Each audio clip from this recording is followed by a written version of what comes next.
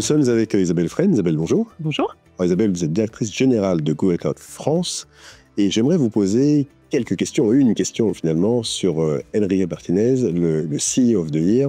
Qu'est-ce qui a fait de la candidature d'Enrique Martinez, justement, une candidature qui sortait du lot? Chez Google Cloud, notre ADN, c'est l'innovation. Et donc, quand on va chercher notre CEO de l'année, évidemment, on est très attentif à cet aspect innovation. L'innovation, ça veut dire aussi vision. Et je crois qu'Enrique, il personnifie bien ça. C'est-à-dire que c'est quelqu'un qui était très visionnaire, très tôt.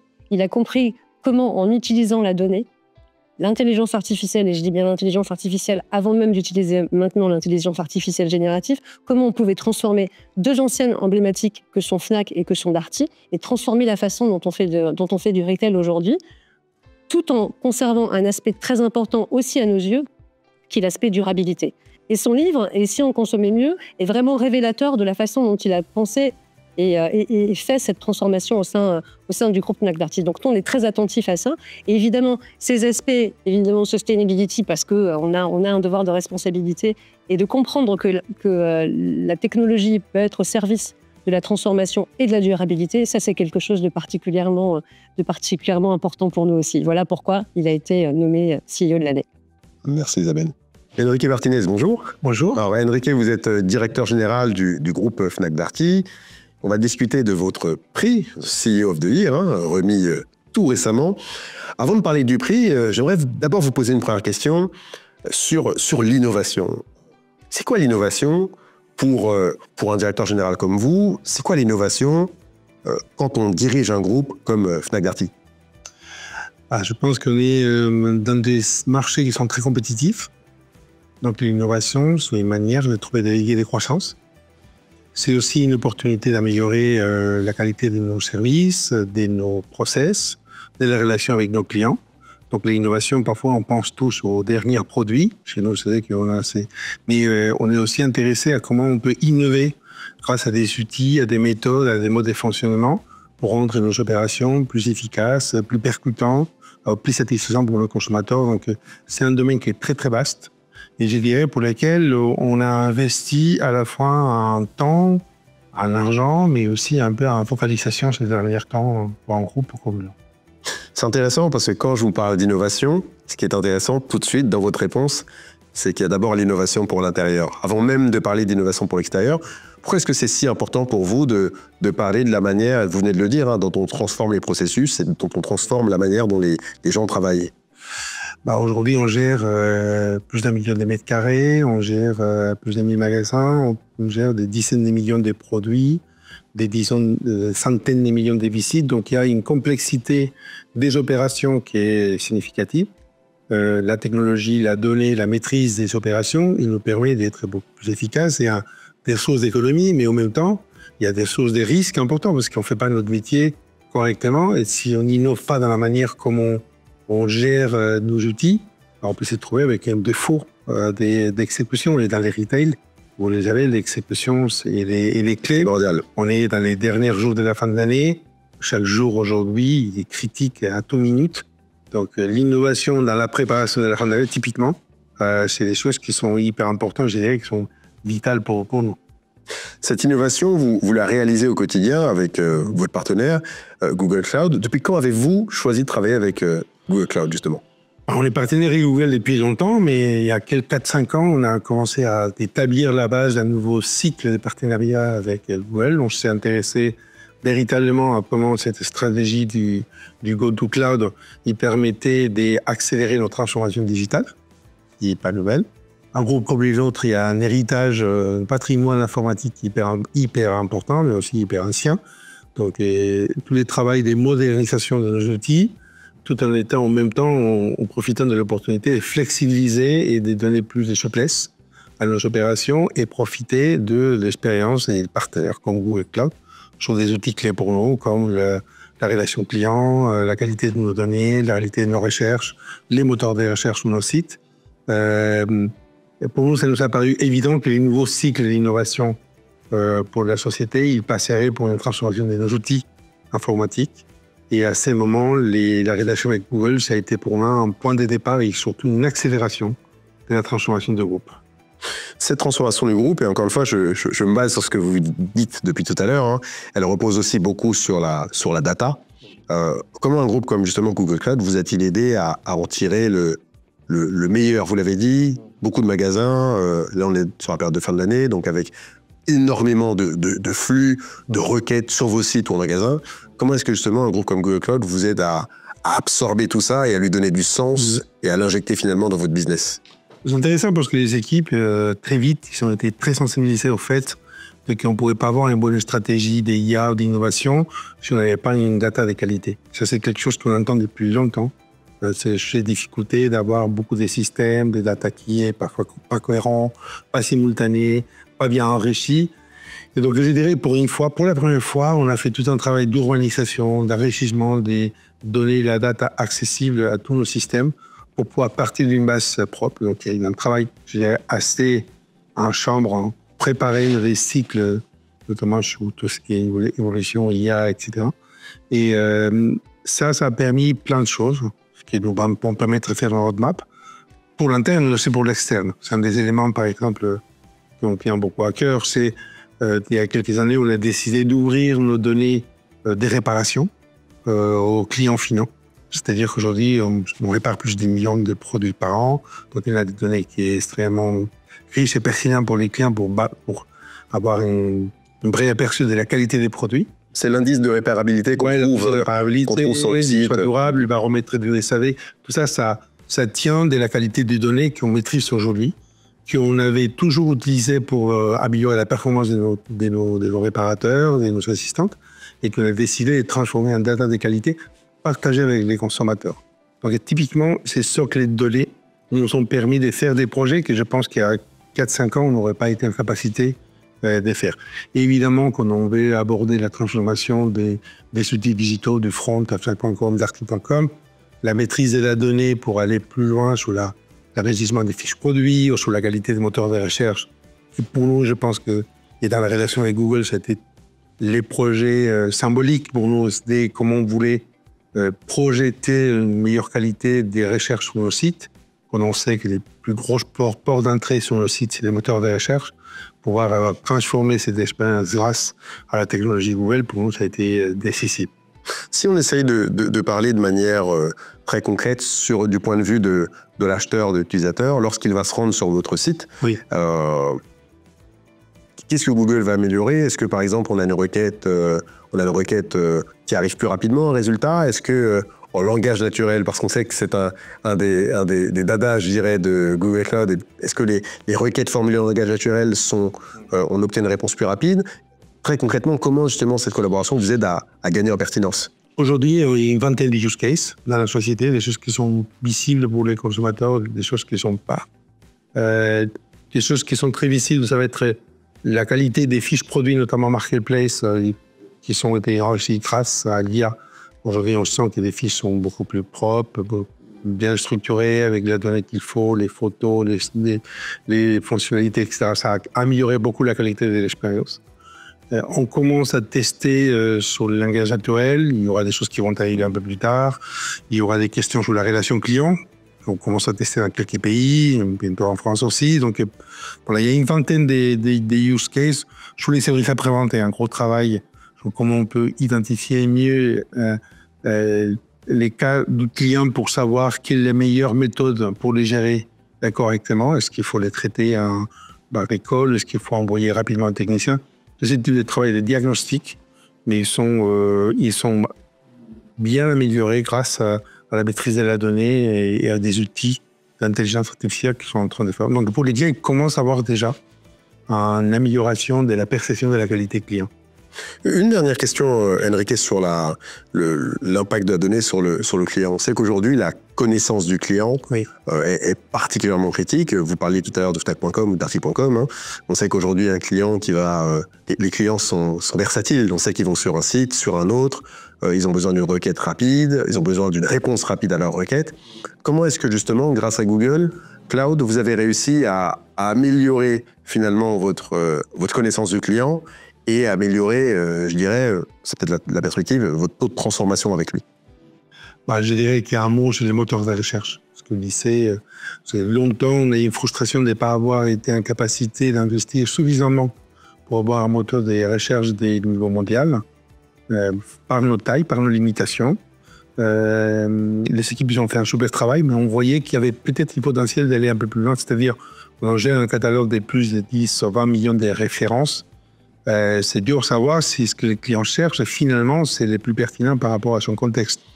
Et ça, on a vu des améliorations très significatives ces derniers mois, et c'est grâce à un moteur Google qui tourne déjà sur le site. Et en fait, on met sur, typiquement, c'est les clients qui cherchent, ils transforment post-recherche parce qu'ils ont trouvé des produits à la fois disponibles qui correspondent à peu près à son profil, à sa recherche. Avant d'y aller sur le langage naturel, on peut déjà améliorer sur l'écrite. Et ça, ce sont des choses qui nous ont permis d'améliorer fortement ce qu'on appelle la taux de transformation du moteur. Parce que pour un site, c'est critique, parce qu'aujourd'hui, le trafic est cher, le trafic qualifié est encore plus cher. Mais si le trafic qualifié arrive dans ta page et ne trouve pas les produits qu'il cherche, c'est quand même dommage. Donc ça, c'est typiquement des choses qu'on a vu bien arriver. Et on sent que c'est un potentiel probablement encore des futurs. Il y a probablement d'articles qui va évoluer bientôt. Il y a aussi le langage naturel qui pourra avoir des dialogues. On a fait beaucoup de travail sur ce qu'on appelle, nous, les moteurs à cadeaux. C'est-à-dire aider les clients à trouver celles qui ne savent pas ce qu'ils cherchent. Parce que les clients qui savent ce qu'ils cherchent, c'est simple. Mais quand on cherche un cadeau pour quelqu'un, on a besoin des guides, comme on a dans un magasin. Avoir un moteur à cadeau, on appelle chez nous, ça peut être assez simple et assez transformant. Voilà, il y a plein d'opportunités d'amélioration de l'expérience digitale. D'accord. Est-ce que votre ambition, finalement, alors en tout cas c'était une ambition qui était celle de certains groupes comme le vôtre par le passé, c'est finalement d'abolir les barrières entre le magasin et finalement en ligne, pour que finalement vous parveniez grâce à Google Cloud à construire une expérience, j'ai presque envie de dire, totale, où le client, qu'il soit en magasin ou qu'il soit en ligne, eh bien il trouve les réponses qu'il souhaite. Est-ce que justement avec Google Cloud, votre but c'est quelque part ça qui a été presque le Graal d'une entreprise comme la vôtre? Je pense que nous, on a commencé à donner ces premiers pas pour la multicanalité ou l'omnicanalité il y a une quinzaine d'années. Et à chaque étape, on y va plus loin sur l'intimité des deux canaux. Sur l'information, sur les cross flux des produits, sur l'accessibilité, sur les conseils. Et je pense qu'avec les clouds, on ira encore plus loin et on pourrait imaginer des services croisés. Et ça, c'est fondamental parce que c'est la base de notre modèle économique et commercial aujourd'hui. C'est pour se distinguer de nos concurrents digitaux, de nos concurrents pur magasin, avoir une présence physique et digitale bien intégrée et qui apporte de la valeur, sans s'y aller à penser qu'on va remplacer les vendeurs au magasin. Parce que ça, je ne dirais pas qu'on va le faire, parce qu'on pense vraiment que les vendeurs apportent beaucoup de valeur. Et pour les clients qui souhaitent avoir une préparation avant de rencontrer les vendeurs, ou pour les clients qui sont capables d'aller tout de suite sur les choix des produits qu'ils cherchent, il faut qu'on les aide dans les mondes digital qu'aujourd'hui n'est pas si complet qu'un vendeur spécialiste il peut aller en termes de recommandations. Donc, tous ces outils, ça va nous permettre, évidemment, si on parle de la vente, mais qu'on parle de la pré-vente, de la collecte des produits, on sent qu'il y a énormément de potentialités d'amélioration de la qualité des expériences, sur les flux croisés, évidemment sur les diagnostics, services après-vente. Toutes les choses qu'aujourd'hui font partie des axes critiques de la relation avec les clients. Évidemment, tout ça, ça va permettre d'aller encore plus loin dans un monde qui est extrêmement compétitif. Donc, c'est ça que l'innovation, bouger les lignes, c'est critique parce que les clients, ils essayent d'avoir un niveau d'exigence et de qualité de plus en plus important. Et on n'est pas tout seul dans ces mondes, donc il faut être toujours à l'avant-garde. Dans vos dernières actualités, on a le passeport digital. Oui. Est-ce que vous pouvez nous rappeler de quoi il s'agit, Enrique? Oui. En fait, on a décidé d'aller plus loin dans les stratégies d'économie circulaire pour les reconditionner. Une question qui nous inquiète, c'est comment on peut rassurer les clients qu'on y achète un produit reconditionné, de la qualité et de la traçabilité de ces produits depuis sa fabrication. Quand vous achetez un produit nouveau, normalement, vous avez une garantie du fabricant qui vous les produit, vous savez. Normalement, ces produits correspondent aux standards de qualité des services. Quand vous achetez un produit reconditionné, ça peut vous arriver que vous ne savez pas qu'est-ce qui est devenu ces produits entre la fabrication et les jours que vous l'arrivez. Et on s'est dit que si on arrive à donner, à doter à chaque produit un passeport de lancement qui l'accompagne pendant toute la vie, son cycle de vie, pour lequel on peut enregistrer des événements de la vie, une réparation, une pièce, un entretien. Et donc un passeport qui est un code unique, qui est suivi dans la blockchain, et que quand vous allez acheter ces produits 5 ans après, vous pourrez regarder son historique. Et ça vous rassurer, si Darty a réparé ses produits il y a 2 ans avec une pièce originale, avec une garantie du technicien que ça a été bien traité, ça va donner, et ben ça va valoriser énormément les cycles de vie des produits réconditionnés. Et donc voilà, c'est ce qu'on commence à faire. Les produits qu'on a récupérés du village olympique de Paris 2024, on a doté de ces codes uniques. Et notre idée, c'est l'étendre à tous nos produits, pas seulement chez nous, mais dans toute l'industrie. Parce que ce qui serait idéal, c'est que ça puisse devenir les standards de l'industrie, de tous nos produits, de toutes nos catégories, pour que tous les clients puissent suivre les cycles de vie de ces produits, les moments qu'ils vont l'acheter ou vendre en reconditionnement. Ça change beaucoup de choses. Enrique, comment est-ce que justement vous allez travailler d'abord avec vos équipes pour leur rappeler qu'aujourd'hui, Fnac Darty, eh bien, vous êtes favorable à l'économie circulaire, vous la faites fonctionner. Puis comment est-ce que vous allez également encourager des clients qui, on parlait des cadeaux de Noël un peu plus tôt, mais qui ont aussi l'habitude d'acheter neuf. Comment est-ce que vous allez faire en sorte de convaincre ces deux populations ? Les clients en France, particulièrement, à plus de la moitié, les chiffres qui parlent, les 70-80% des personnes sont déjà prêts à vendre ou acheter des produits pendant l'année. Donc, les reconditionnements, les produits d'occasion, devenus une espèce d'une option par défaut. C'est déjà dans les mœurs. C'est déjà. Et pour les clients, évidemment, je dirais, pas n'importe quel produit, pas n'importe dans quelle source, mais il n'y a pas une barrière a priori pour l'effet d'acheter un produit reconditionné. Après, est-ce qu'évidemment, il faut s'intéresser à la source, à la qualité, à la sécurité. J'ai acheté un produit avec une batterie. Moi, je vous recommande de ne pas l'acheter n'importe où parce que vous pouvez avoir des gros problèmes. Mais évidemment, ça aujourd'hui, c'est quelque chose qui est dans la tête des consommateurs. Pour nous, c'est une opportunité aussi de valoriser la relation client et donner accès à des produits qui, d'une autre manière, ils n'auraient pas une seconde vie. Donc, on est un des acteurs importants dans ce domaine. On va faire bientôt 200 millions d'euros de chiffre d'affaires sur les produits réconditionnés et on récupère de plus en plus de produits dans tous nos canaux qui ont reconditionné, on revalorise et on vend en circuit court. Tous les produits sont concernés, appareils photo, smartphones. Nos produits sont a priori disponibles en sachant qu'aujourd'hui il y a un grand secteur, c'est la téléphonie mobile. C'est là où on voit qu'il y a un beau marché et un bel potentiel. Et puis de plus en plus sur les produits électroménagers parce qu'il y a probablement des produits qui sont remplacés et qui peuvent être réconditionnés. Il y a un marché qui peut s'activer, même si c'est un peu complexe du point de vue d'organisation, logistique et autres, mais on sent qu'il y a un petit appétit. Et puis, je dirais, tout produit qui peut avoir une durée de vie longue avec un bon espoir des valeurs résiduelles. Donc ça peut s'appliquer à un téléphone, ça peut s'appliquer à un écouteur, ça peut s'appliquer à un platine vinyle, il y a plein de choses. Donc on voit que ça progresse et je pense que les consommateurs ils vont se tourner vers des acteurs qui les garantissent que les produits, il y a une certaine traçabilité et la qualité et la garantie si le produit il arrive, parce que ça peut arriver d'avoir un problème. Donc pour nos équipes, c'est pas un problème parce qu'on intègre de mieux en mieux les stratégies des produits réconditionnés dans nos filières. Logistique, magasins. Tous les magasins sont un espace des produits réconditionnés pour la vente. Pour les vendeurs, je pense que c'est aussi intéressant de pouvoir proposer à un client qu'il souhaite un produit réconditionné de qualité. Et pour ceux qui souhaitent un produit neuf, aussi continuer à l'accompagner pour le choix d'un produit neuf. Enrique, quels sont les chantiers qui vont vous occuper dans... avant, on parlait de 5 ans. Alors, 5 ans avec le rythme accéléré des nouvelles technologies, c'est forcément un horizon très lointain, mais peut-être dans les 12, 36 prochains mois, quels sont les sujets que vous allez porter et toujours dans le sens de cette transformation numérique que vous continuez à mener avec vos équipes? Je dirais que la transformation digitale d'un coup comme un autre, il ne s'arrête jamais. Il y a probablement des étapes à passer. On vient de faire une grosse acquisition en Italie. Donc ça va permettre peut-être d'avoir une vision un peu plus large du groupe et son empreinte digitale et peut-être des opportunités d'optimisation à niveau global de nos outils.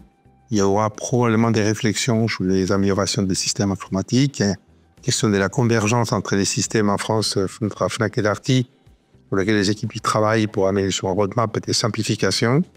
Évidemment, les go-to-cloud, on a passé une première étape, mais on va rapidement rentrer une seconde étape de maturité. Je pense qu'on a énormément de défis sur tous nos projets, des durabilités, des transparences des données, des passeports digitales qu'on vient de parler. Et puis, je pense qu'on va amener de plus en plus de qualité à la relation client, notamment à travers de nos outils digitaux. Donc, on compte beaucoup sur la transformation qui peut avoir un impact sur nos activités. Une dernière question, Enrique. J'aimerais qu'on parle de votre livre. Et si on consommait mieux, sorti un peu plus tôt au début de l'année. Et là, pour le coup, je m'adresse plutôt aux patrons citoyens et plus forcément aux patrons dirigeants. On est dans une problématique où aujourd'hui, on est de plus en plus conscient des limites planétaires, de changer, du besoin de changer de mode de consommation. Qu'est-ce qu'il était utile de rappeler pour vous à travers cet ouvrage ?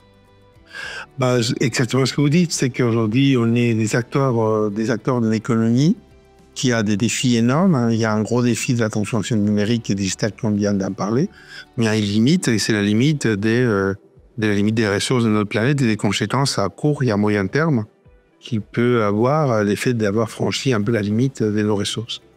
Donc face à ça, il y a différentes postures, de la posture de rien faire parce que finalement, on est pour rien et on n'est pas en capacité, c'est quelque chose qui nous impose. Je ne pense pas qu'aujourd'hui ce soit acceptable. L'autre posture, c'est un peu la radicalité de dire il faut revenir à la vie primitive, il faut déconsommer, il faut la décroissance, il faut arrêter nos modes de vie parce que c'est pas soutenable. Et moi, je ne les recommande pas non plus. J'ai dit dans mon livre que ça peut amener sur des conséquences catastrophiques sur nos modes de vie, les vivre ensemble, et même amener sur des catastrophes humaines à la taille planétaire. Donc si l'un et l'autre ne marchent pas, il va y avoir forcément une troisième voie, c'est celle de la transformation, de trouver des modèles économiques alternatifs. Et je pense que chacun dans son industrie, il faut qu'il le trouve. Il y a un cadre réglementaire qui s'installe, mais je pense qu'au-delà de ça, il y a des initiatives individuelles, des entreprises qui peuvent amener à avoir un bilan positif pour l'utilisation des ressources. On a parlé beaucoup de la seconde vie, mais j'amènerai la question de la réparation.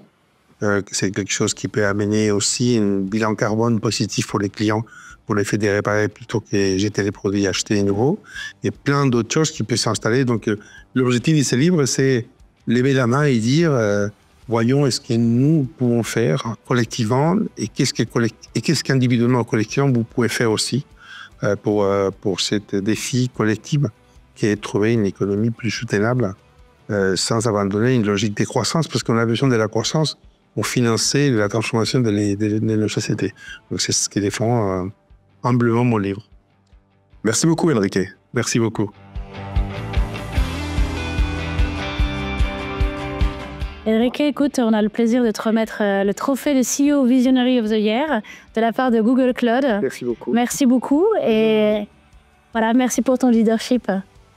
Merci à vous et en nom évidemment de mon équipe qui est responsable. Moi, je suis là, je fais le bissage, mais on sait tous qu'on n'est rien sans nos équipes, évidemment. Pour de la vision, c'est bien avoir la vision, mais c'est mieux d'exécuter correctement. Et ça, sans les équipes, on n'arrive pas. Et merci.